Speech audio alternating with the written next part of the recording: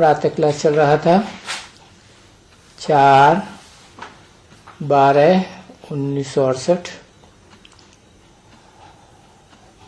8वें page के मध्यांत में बात चल रही थी।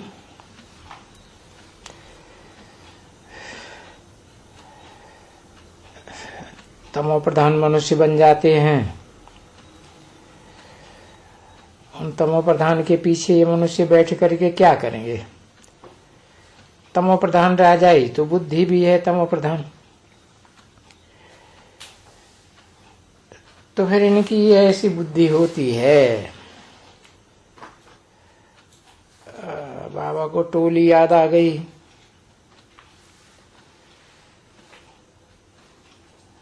तो तुम्हारा पाप सब कट जावे और कोई उपाय है नहीं। नहीं तो कोई बतावे उपाय। अच्छा, गंगा घाट पर जन्म जन्मांतर जाते रहे हो। अरे पानी तो सभी जगह होता है ना। यही बरसात का पानी है जो सभी जगह आते हैं। तो उस पानी में स्नान करने से कभी कोई मुक्ति को थोड़े ही पाते हैं ना, कभी भी नहीं। पानी से कभी कोई मुक्ति होती है क्या?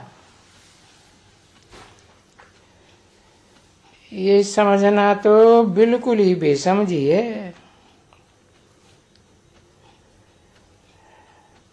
सो भी कोई एक थोड़ी ही गंगा का पानी पीते हैं या नहाते हैं या करते हैं। नहीं, पानी माना ही पानी। पानी में मतलब स्नान करो और मुक्ति हो जाए। अभी ऐसी कोई बात हो सकती है क्या कि पानी में स्नान करने से कोई की मुक्ति हो जाए? पानी पीते हैं, पानी गंगा में आता है, नदियों में आता है। ये सब नदियां पानी पानी ही है ना। और ये गंगा का जल कोई सब जगह रखा हुआ है क्या? नहीं रखा हुआ है।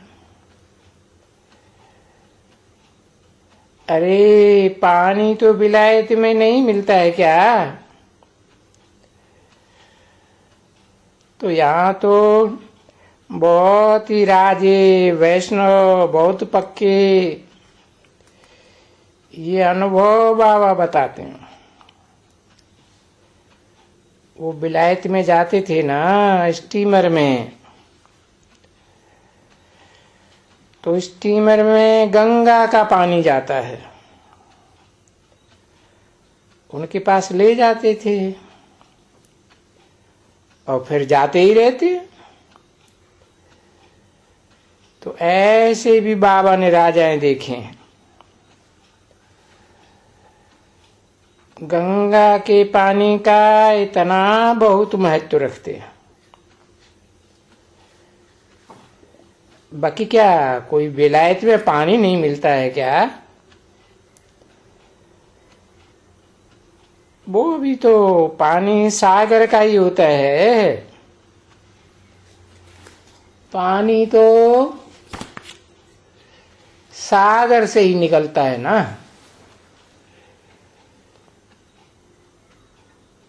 4/12/1968 की प्रातः क्लास का 9वां पेज।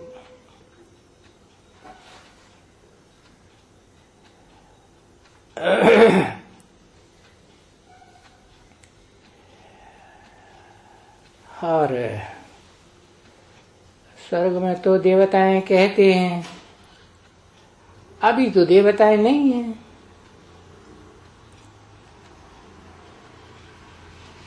अब नहीं है, अभी देवता बनते हो तुम। बाबा को कहते हैं, और बाबा बच्चों को कहते हैं लकी सितारों। बरोबर सितारे कहते हैं ना, क्योंकि वो आत्मा तो जो ये स्टार्स हैं आसमान में, उनसे भी बहुत छोटी होती है ना। तो सितारे तो तुम भी हो, वो हैं आसमान के सितारे, तुम हो धरती के सितारे और चैतन्य सितारे।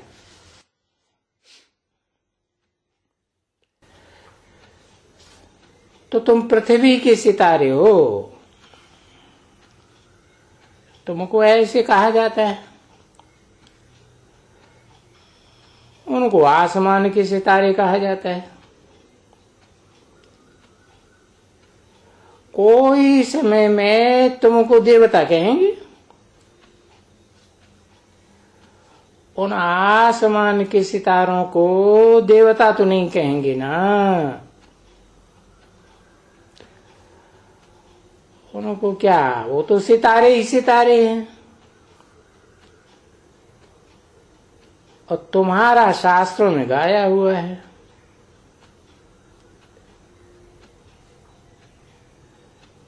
जो फिर असुर है और देवता है, क्योंकि रावण राज्य और राम राज्य कंट्रास्ट तो होता है ना। अब ये बात तो सहज समझते हो अच्छी तरह से। अभी इस गवर्नमेंट को थोड़ा ही कोई मालूम है कि ये रावण कौन है और क्यों इनको रावण कहा जाता है। उनको मालूम ही नहीं है कि अनेक सेनों का राज्य है।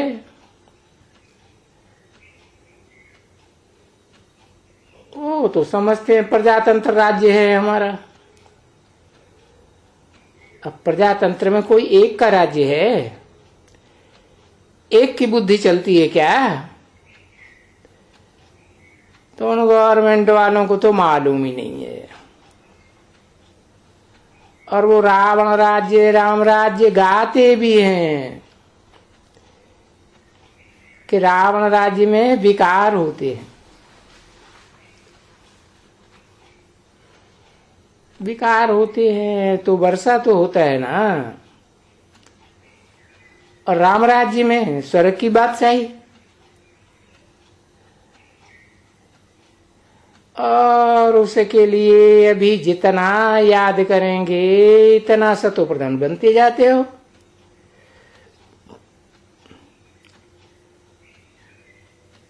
तो याद भी करेंगे और दैवी गुण भी धारण करेंगे और औरों को भी समझाएंगे कि भाई याद करो, दैवी गुण धारण करो। तो ऑटोमेटिकली ड्रामा तुम्हारे से ये कार्य कराएगा, जरूर नंबरवार पुरुषार्थ अनुसार काम कराएगा। अच्छा, मीठे मीठे सिकिल दे बच्चे और बच्चियों प्रति। हाँ, बाबा तो सब कहेंगे रूहानी बच्चों प्रति, परंतु पहले रूह थोड़ी ही देखने में आती है, पहले तो शरीर देखने में आता है। क्योंकि शरीर तो बड़ा है ना, पीछे आत्मा बुद्धि में आती है। क्योंकि शरीर तो 5 जड़ तत्वों से बनता है, तो सारा शरीर जड़ एक तरह का यंत्र हो गया। जैसे यंत्र होता है उसमें करंट आता है, तो ये बुद्धि में बात आत्मा की पीछे आती है। पहले शरीर देखने में आता है। तो ये जो बाप ने ज्ञान दिया है, तभी तो बुद्धि में आत्मा आती है ना। नहीं तो मनुष्यों की बुद्धि में तो आत्मा आती ही नहीं है, देह ही देखने में आता। बाक आकर बताते हैं कि तुम आत्मा हो। जिनको देह देखने में आता है उनको कहा जाता है देह अभिमानी, और जिनको आत्मा देखने में आती है उनको कहेंगे आत्मा अभिमानी। तो देह अभिमानी और आत्मा अभिमानी की बात, दोनों बातें बाबा अभी बताते हैं। क्यों बताते हैं? कारण है। बाबा ऐसे नहीं कहते हैं कि वहां भी तुम ऐसे चलते हो देह अभिमानी होकर, देह अहंकार में। नहीं, वहां भी ये जो महाराजाएं होते हैं ना, जिनको ऐसे कहेंगे श्री नारायण, तो नाम नाम पर चलता है ना, तो शरीर का नाम जरूर पड़ता है। तो इस समय में क्यों तुम बच्चों को कहते हैं कि आत्माभिमानी बनो, अपन को आत्मा समझो? क्योंकि तुमको आत्माओं के लोक में वापस जाना है, बस। और यही एक समय है, कलयुग के अंत और सतयुग के आदि का टाइम, संगम युग, जो वापस जाने के लिए बाप को तुमको समझाना पड़ता है। समझा? हाँ, देह अभिमानी बनाने के लिए भी अभी तुमको समझाते हैं कि कब देह अभिमानी बनते हैं और कब आत्मा अभिमानी बनते हैं। नहीं तो बिगर देह के अभिमान, नाम के कामकाज कैसे चलाएंगे नाम के बगैर? तो वहां नई दुनिया में भी तो नाम रूप में तो आते हो, परंतु वहां यहां जो पवित्र बनते हो ना, तो तुम्हारी बैटरी चार्ज हो जाती है।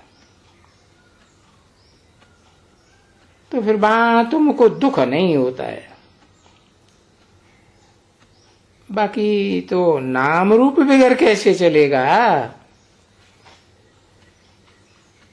यहां सिर्फ कहा जाता है कि बच्चे, अभी अपन को आत्मा समझ है, बाप को याद करो। क्योंकि फिर तो कभी भी कोई भी युग में बाप बगैर ये ज्ञान कोई देता ही नहीं है। न देवताएं देते हैं, न ऋषि मुनि देते हैं, न कोई मनुष्य मात्र, न कोई धर्म पिता है, और न ही जरूरत है न दरकार है। बाकी ये है कि नाम बगैर कोई सृष्टि चलेगी क्या? नहीं, वो तो जरूर चलेगी। लक्ष्मी नारायण, राम सीता वगैरह वगैरह, ये नाम तो सबके हैं ना।